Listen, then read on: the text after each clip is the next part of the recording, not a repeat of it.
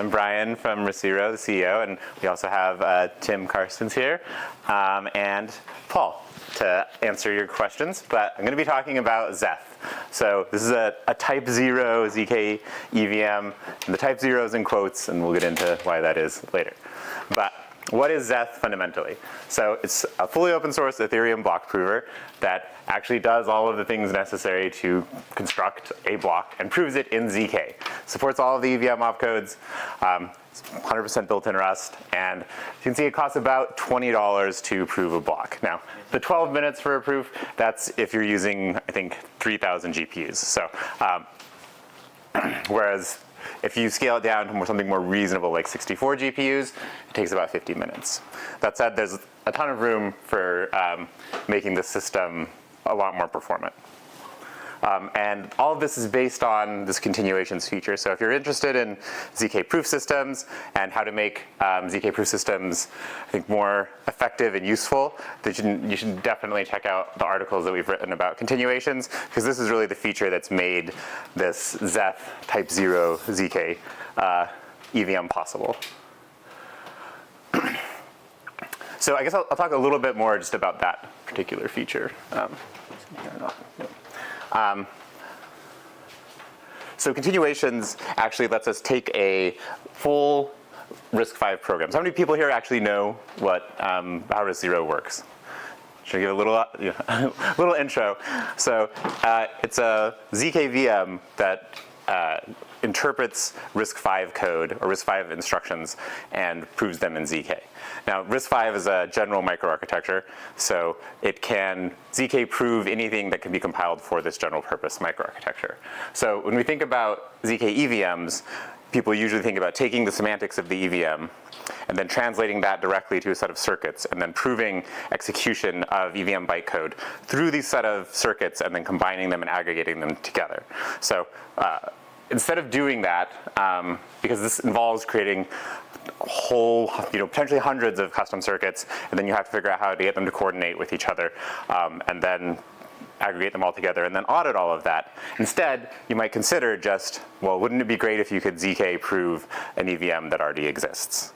So with this approach, you can, by actually taking the EVM code and then compiling the EVM itself to RISC-V.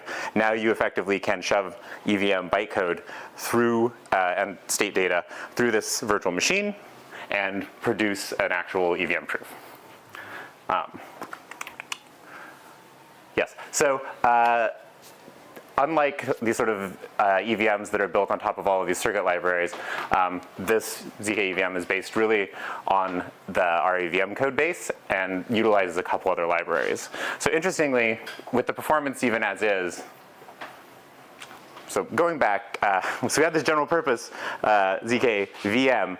However, for parts of it, you might imagine that you want to accelerate them. Just like you have a graphics accelerator in your phone or any other number of cryptographic accelerators in various hardware, you can build the same thing in ZK systems. So we have the general purpose RISC-V ZKEVM, and then attached to that, we have accelerators for sort of like Poseidon and SHA-256 and big integers. However, for this particular, for Zeth, we didn't actually even use any of those accelerators. We just used the existing crates. So this sort of shows that even for things that are like cryptographically intense, this approach of just reusing code that somebody else wrote is entirely effective. If we wanted to make it faster, we could go back and look at how to actually accelerate Keccak or SHA-3 in a more native ZK context.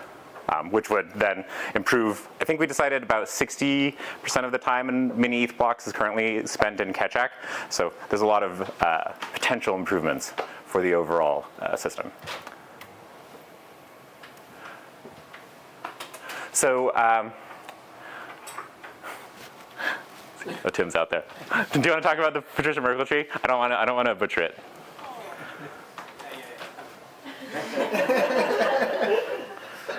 This is what happens when you have CEOs talk about Patricia Merkle trees. He's being modest. So one of the critical things that you have to do when you're running and constructing Ethereum blocks is you want to prove that the state that you're starting with is consistent with the state that the chain has actually agreed upon, right? And so Ethereum actually provides a standard way to do this called an EIP 1186 inclusion proof, which you can use to prove that the state of a given account or storage at such and such block is equal to whatever you would expect. So for the purposes of ZK construction, it's actually very important that before you start running transactions, you verify the state of the accounts and storage that you intend to read and then act upon. So one of the things that we do is we take the inclusion proofs that are provided to us by RPC providers, for example, and we essentially take the union of those, and we construct from that what we call a partial Merkle-Patricia tree. So this is a Merkle subset proof, if you will, that represents, that verifies that the state that you're acting upon for your computation is in fact the consensus state for those accounts. That's what this structure does. Excellent. Thank you, Tim. Thank you, Brian. Do you want to talk about putting it all together as well? I think you're going to do more justice to this than I would, but yeah. Yeah, sure. So the process for building an Ethereum block, of course, is that you start from a given state. You verify that that state is consistent with the consensus state. And then from there, you also want to verify that the signatures on the transactions are valid, so that you're only doing authorized updates for EOA accounts. We do those verifications. We apply the transactions in sequence, updating the data as we go. And then at the very end, we calculate the new state root, again using this partial Merkle-Patricia tree.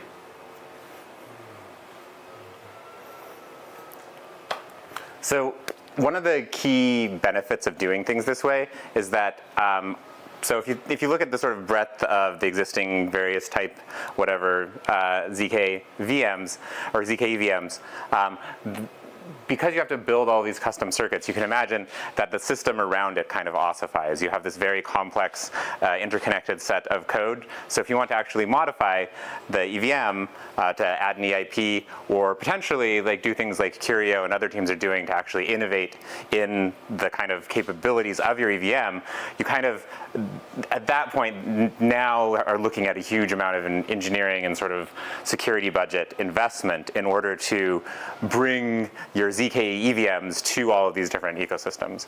So by building on top of existing code, we're making it really easy for everyone else to sort of innovate in the EVM space while maintaining the maximal amount of security. So rather than re-auditing this entire complex ZK system, you can just use something like Lambda's tool that shows you the diffs between different EVM stacks. Then you can really focus on only the things that have changed. And then, yeah, so Zeth was built really quickly. Tim here and 2 other people sort of headed up this effort. Very impressive work. And this is something I think we've been talking about on stage for like a year, that the best way to build an EVM is just to go ahead and use an EVM that already exists if you're going to do it in ZK. So I'm really happy that we were able to actually make this sort of feat work. I think it's, what, 4 billion cycles-ish for most blocks? Yeah, typical proof. Yeah. So that's basically 4,000 chunks we split this into of 1 million cycles each, and then prove those all in parallel, sort of, well, as the executor figures out what's happening in the RISC-V code, it produces these little chunks to go, or segments, that then get streamed out to a bunch of other nodes. I guess we could get into the architecture of Bonsai separately.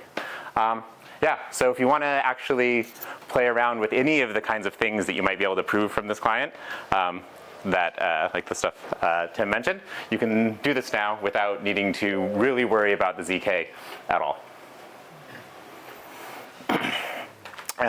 And yes, as Stephen's slides here mentioned, we have sort of started working with Optimism. I'm really excited about that, and I think there's going to be some really cool hybrids of things like Zeth being mixed with fraud proofs. So you could think about ZK as a way to, if you can produce the correct proof of execution of something, you can also produce the incorrect proof. So you could imagine, even with Zeth, you could effectively make fraud proofs for Ethereum, because you could produce a proof that you had, that the agreed upon answer was not the actual appropriate answer based on what the client spit out. So going to be some really exciting things, I think, coming out there that, yeah. That's like the overview of Zeth. I figured there's lots of questions that people might have. So we can get into more stuff about Zeth or more stuff about RISC-0 or continuations, but yeah, just like a quick overview. Beautiful. I guess now we're open for questions. I'm just curious, like, with that sort of implementation logic, like, does it also apply to other clients that return Rust? Like, I don't know, like Polkadot or Yes. or even just like Solana. Yes. So, What? well, it depends on the exact client, right? Like, I think we support something like 1,350 out of the top 1,500 Rust crates at this point, and that number goes up over time. How do you verify that you support it? So we have CI. We actually have scripts in GitHub that go download everything, build them, and then CI/CD? yeah, it's actually build it inside the guest code, and then I think we have rudimentary support for executing some of the tests. So there's some amount of support for all these things. So to some extent, it depends on how much the actual crate you're using supports. Like some of the modifications we had to make for Zeth involved building a different database backend to make sure that it was the serialization across the sort of host guest, the thing that's being proven versus the thing that's interacting with the thing being proven is actually efficient. We had to like add this custom Merkle Patricia tree code. So and you might have to do things like that for particular VMs. I know that the Solana, I think Park got the Solana one working the other day. He said it was gross, but it's not a judgment on Solana. But Good to know. So continuing on from that, you know, it's actually one of the really fun things about having a general purpose architecture available to us is that it does give us the vast majority of existing Rust libraries, which in this year actually covers a significant amount of the use cases in blockchain and also off-chain. So in addition to Solana, we also have support for WASM, not a problem at all. And I've also heard a rumor that we have support for Cairo as of today. oh, really? Oh, okay. I mean, Open source Cairo prover. Yeah. Maybe. I think people have played around with Move. I don't know if anybody's gotten that to work, and Sway also. And then also, of course, Linux. So if you haven't seen this, it's totally worth checking out. You know, I don't know why people need to ZK prove Linux. I hear it has something to do with gold bars, but yeah, you can now ZK prove the execution of Linux programs using the exact same approach. And you can also roll up existing rollups into RISC-V quite easily, right? Like if there is a ZK-proof verifier for a snark or a stark or anything else, if it's written in Rust, you can run it inside our system.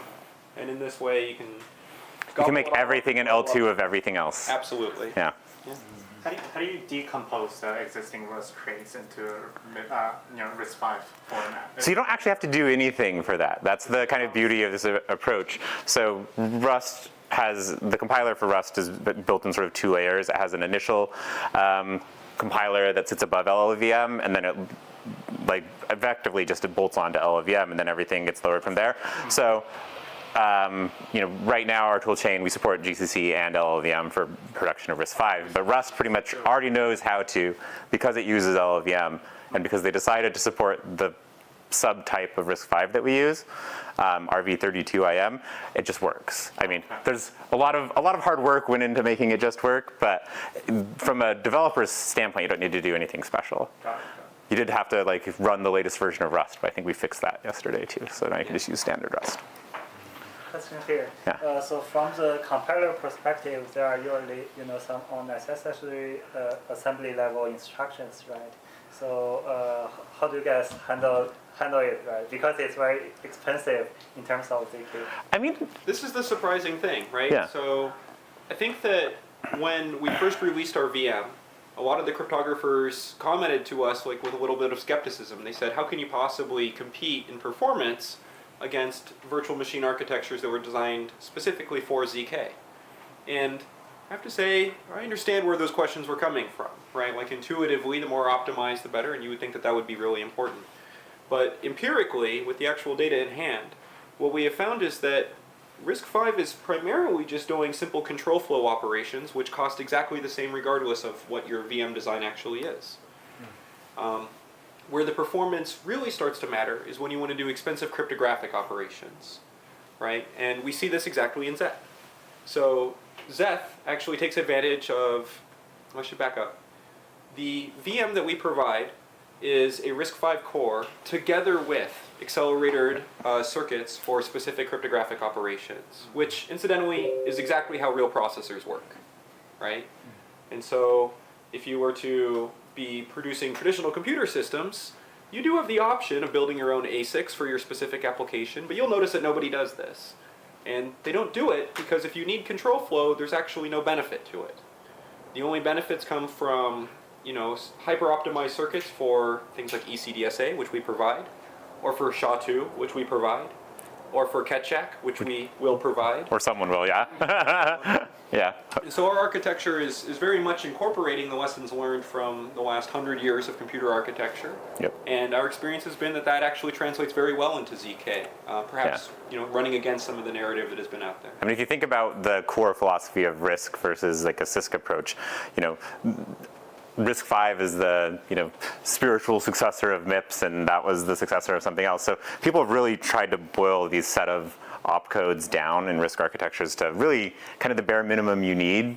So it also means when you translate it to, it's hard to do this, when you translate it to a ZK system, you can achieve the necessary sort of efficiency in terms of column layout to actually get, and obviously we use Starks, so this is another thing that people don't often talk about, the difference between Starks and Snarks, and Starks are just much better for this kind of VM type situation where you actually have a known set of registers and you're just running the same effectively circuit over and over and over again, which if you could encode an EVM in a Stark, it might be really efficient, but I don't think that you can.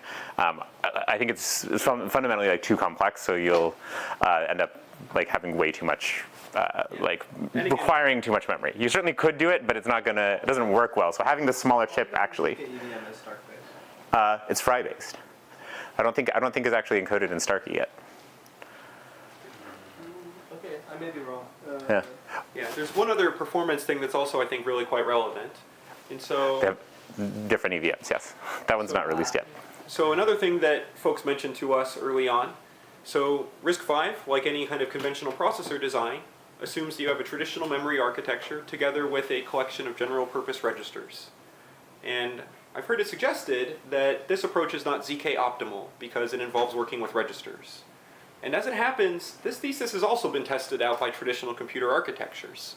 So if you know your computer history and you look back to the 90s, there was an architecture called Spark, which has nothing to do with ZKs. It was produced by Sun Microsystems, whose campus is now occupied by Facebook. Goes to show how good their ideas were. And the Spark architecture had this view of, oh my gosh, register handling must be so expensive. Let's produce this exotic system where registers behave a lot more like memory. And what they found was, in fact, there were no performance benefits to this, because existing compilers are actually extremely efficient at using the registers and don't involve a lot of register changes. And sure enough, in instrumentation, what we have found is that this traditional processor architecture, as far as I know, actually is not causing any significant overhead over a, say, pure memory architecture approach. Yeah.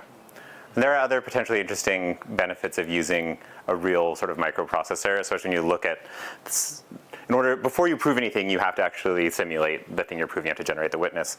So if you're actually basing your ZK proofing system on an actual real architecture, there's probably a lot of hardware opportunities to actually accelerate the witness generation in hardware in advance. And so I think we'll start to see a lot of that really push the performance of the system over time. Yeah, cool. Also another question. Yeah, so it sounds like ZKEVM is more generic, right, compared with ZKEVM, because ZKEVM focuses on EVM, right? So, I mean, what's the cost of this generality, like the overhead? Well, I think it really, it depends on, it depends on how you construct your proof system. But if you think about, the EVM is also extraordinarily general, but it doesn't really have like an LLVM pipeline at the top, and it's never really been optimized for running large programs. But like every integer operation uses 256-bit integers, right? So that actually has its own like significant amount of cost versus, just using RISC-V 32. You don't necessarily, like 32 bits is enough for a lot of operations anyway. So there's actually like efficiency to be had, I think, in general. So it's really hard to compare outside of the context of a very specific example. Okay. Okay. I kind of have a question about Lasso and Jolt implementation. And that's going to work well with RISC-V. But they talk a lot about kind of making snarks more developer friendly. How do you see this meshing with your design in the future? I'm happy to take that. Yeah, go for it. Very nice. In the short term, I don't think it's really that clear what the perf story is.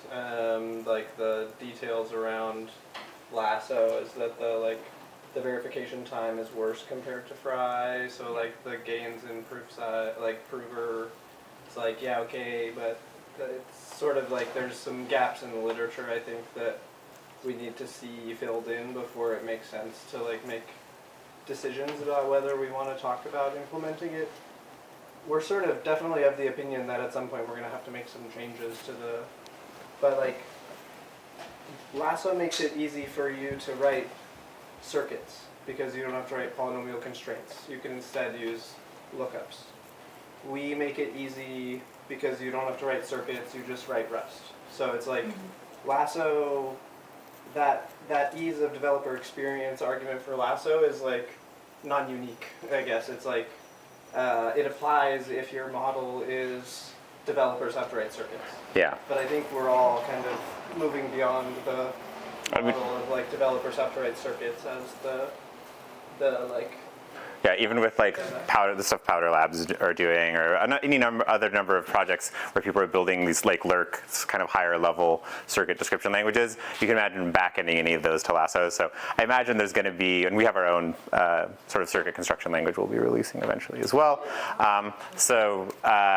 I think that the additional simplicity is really only going to help people when they're adapting these languages to the ZK's proving systems. But yeah, as Paul mentions, we'll use the fastest proving technology that we can get our hands on. Yeah, for sure.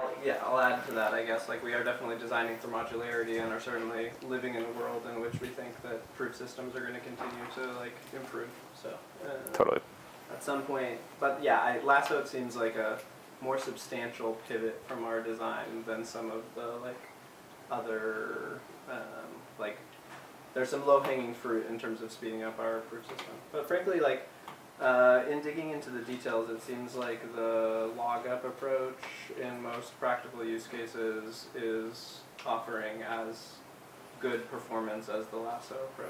But I don't know if you saw that paper I just sent out that people are now, a cool thing about advances in proof systems is that usually if somebody goes off in a different direction, half of the tricks they took to get in that direction actually apply to a bunch of other proof system approaches. So usually you see a bit of back and forth between these different proof systems. So yeah, people just found some way to apply some of the Lasso techniques to Fry construction. So who knows? Obviously we're Fry. Not maxis, but fans. Certainly Fry users. Yeah. Sure. Anybody else? Yeah. Yeah, sure. Yeah, I'm just curious, since Zeth is now introduced to the public, what does it mean for the builders who want to build on top of it, and what's their relationship with you guys? Does it mean transaction fee or? Yeah, I mean, for now, you basically, in order to get the small snark out that you could actually verify on chain, you have to use Bonsai, so it has to go through an API key. But that will not be the case, eventually. So we just started our security audits. We want to make sure that when we're putting something as powerful as general purpose ZK out into the ecosystem, that it's actually, that we have a strong confidence in it. So.